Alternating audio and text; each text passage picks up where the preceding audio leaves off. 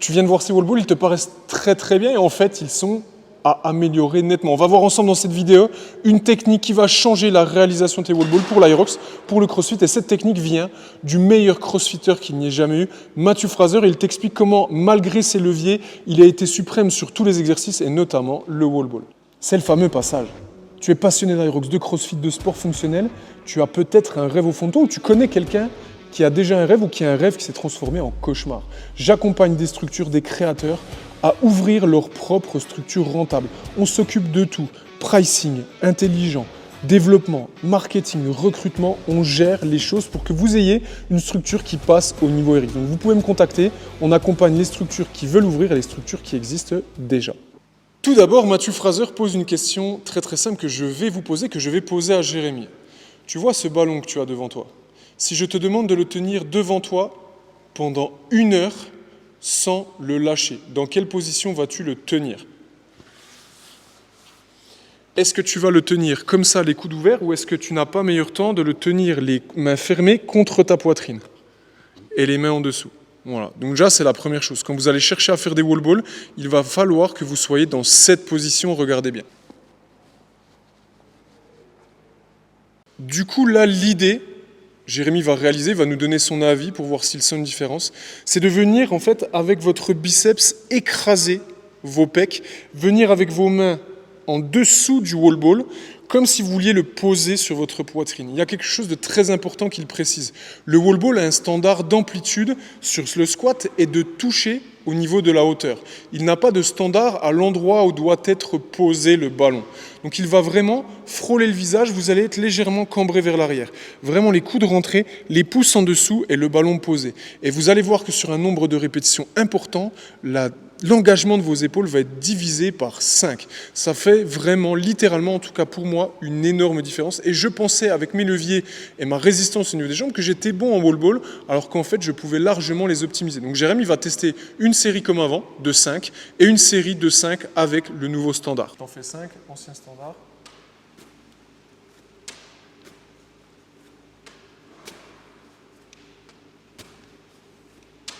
On va tester la nouvelle série avec la nouvelle technique. Let's go!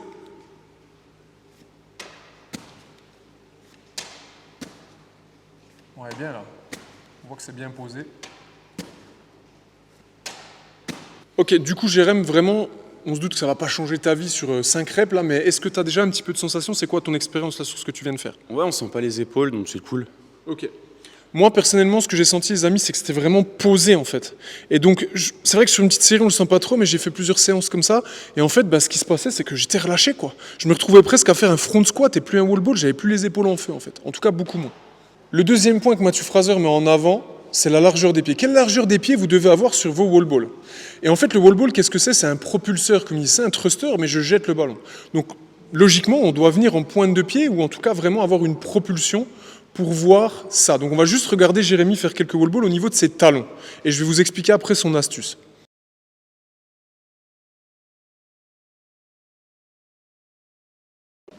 Ok, donc en fonction évidemment de votre fatigue, de votre force, de la charge du wall ball, vous n'allez pas être obligé de venir en pointe de pied. Néanmoins, tu finis ton Aerox, tu as 100 wall balls à faire. Le but, c'est de pouvoir faire ces séries de la meilleure façon possible.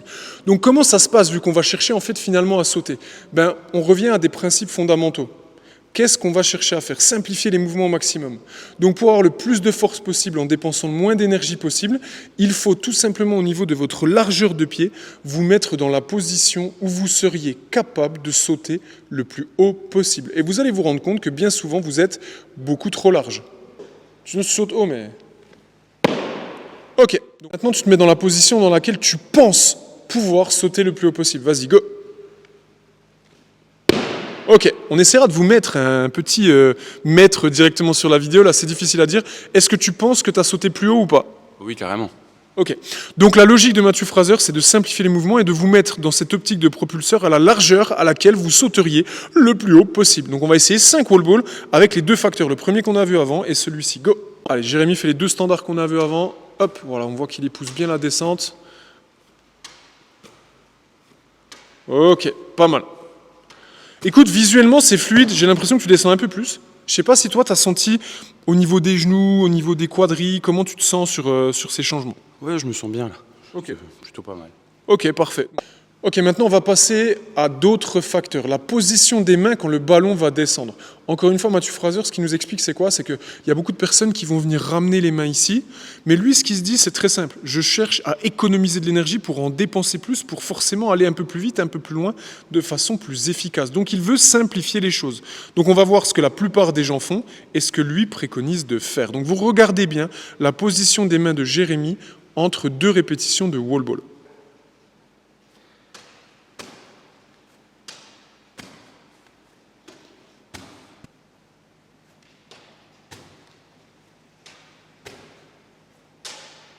Donc comme à chaque fois, vous pouvez voir les petites images, monteur en sueur, de Mathieu Fraser en train de faire les mouvements de ce qu'on vous dit.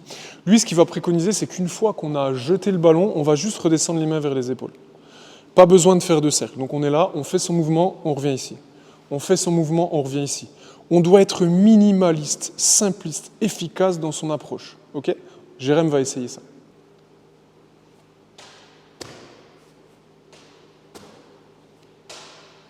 Ouais, pas mal.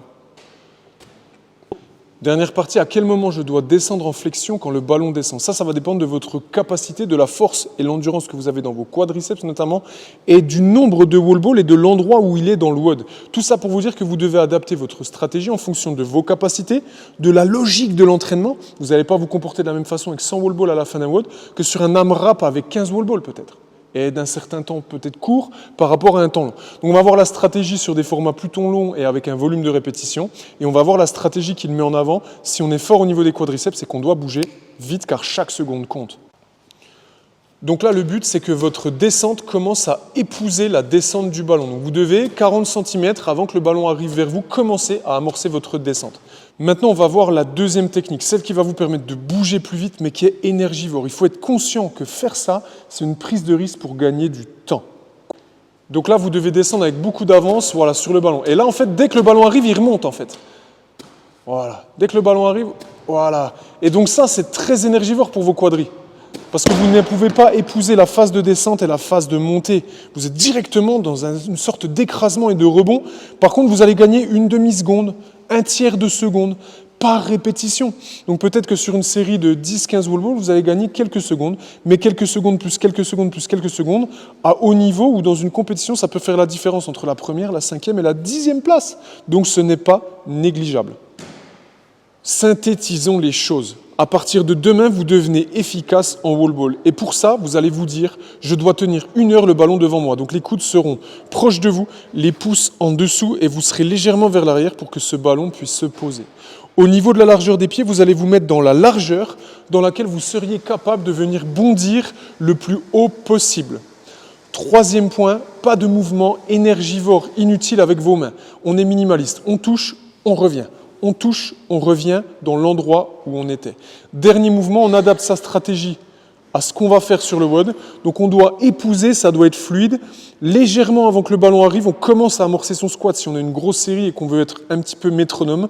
A contrario, si on veut grappiller du temps, qu'on est énervé, qu'il y a un fort time, qu'il faut aller vite ou gagner du temps sur les dernières reps, on va anticiper davantage sa flexion. Donc une fois que le ballon commence à peine à redescendre, on vient déjà chercher la flexion. J'espère que cette vidéo vous a plu. Abonnez-vous, partagez et surtout, rejoignez-nous pour progresser, bon sang.